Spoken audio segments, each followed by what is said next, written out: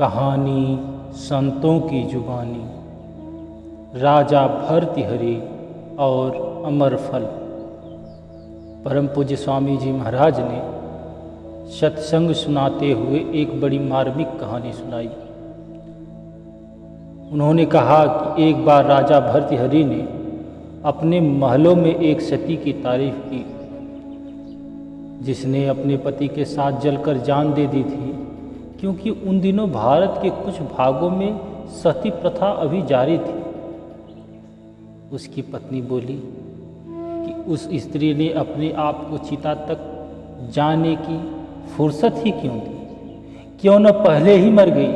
राजा भर्तृहरि ने सोचा कि इनसे बड़े ऊंचे वचन क्यों कहे। दिल में विचार आया कि आजमाइश करें तो क्या हर्ज है। फिर उन्होंने एक दिन जब वो शिकार के लिए गए तो अपने कपड़े को एक हिरन का शिकार करके उसके खून से लथपथ करके घर भेज दिया और कहला दिया कि राजा को शेर ने मार कर खा लिया। और यही बात उनकी स्त्री को सुनाई गई। जब उन्होंने इस बात को सुना तो वो बेहोश हो गए, एकदम प्राण त्याग दिए। राजा भर्तृहरि को बहुत अफसोस हुआ कि इतनी नेक पत्नी को मैंने अपने हाथों से गंवा दिया। लेकिन जल्द ही उन्होंने दूसरी शादी कर ली। कुछ समय बाद एक साधु राजा के पास आया और उनसे एक फल दिया, जिसमें यह खूबी थी कि बूढ़ा खाए तो वो फल जवान हो जाए।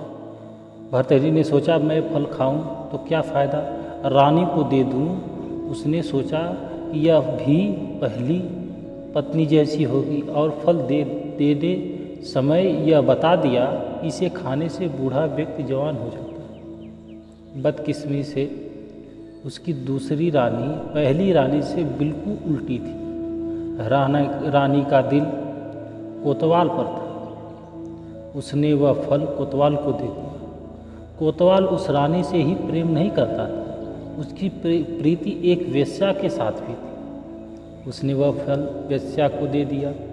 वेश्या को जब उस फल के गुण के बारे में पता चला तो उसने सोचा कि मेरी सारी उम्र बुरे कर्मों में बीती है, मैंने फल खा लिया तो कुछ दिन और जीना पड़ेगा, क्यों न यह फल राजा को दे दूं। राजा बड़ा धर्मात्मा है, उसके राज्य में प्रजा को बहुत अधिक सुख है। जब राजा के पास फल आया तो उसने पहचान लिया। वेश्या से कहा, यह सच बताओ, यह फल कहाँ से लाई।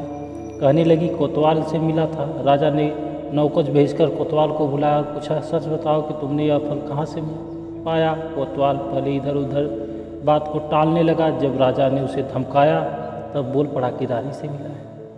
फिर रानी को बुलाया। उस वक्त राजा भर्तृहरि ने पहले अपने आप को कोसा कि धिक्कार है मुझे, जो मैंने एक पतिव्रता स्त्री को बेकार में आजमाइश की और फिर ऐसी औरत के जाल में मैं फंस गया। फिर धिक्कार है उस रानी को जो राजा को छोड़कर नौकर के पीछे भागती। फिर धिक्कार है कोतवाल को जिसको रानी मिली लेकिन रानी को छोड़कर वेश्या के पीछे भागता है। यही सब सोचते हुए राजा भर्तृहरि ने राजपाट का त्याग कर दिया और अपनी शेष आयु प्रभु भक्ति में लगा दी। इस संसार में हम भरोसा किसी से नहीं कर सकते। भरोसा किसी पर करना है तो अपने सच्चे मालिक सतगुरु से करें। उसने जो नाम दिया उस पर करें। और इस जगत में जो भी दिख रहा है वो भरोसे के लायक नहीं। अगर भरोसा हम करते हैं तो हमें सिर्फ छल मिलेगा, इसके उपरांत और कुछ मिल ही नहीं सकता। मालिक ने समझाया कि जहाँ तुम हो वो परमात्मा की असीम अनुकंपा की वजह से हो और अपने सतगुरु की दया मेहर से हो। हमारे और आप में इतना सामर्थ्य नहीं कि हम सतगुरु को पहचान सकें। हमारा निस्वार्थ प्रेम ही सतगुरु के चरणों में अनुराग उत्पन्न कर सकता है। जय गुरुदेव।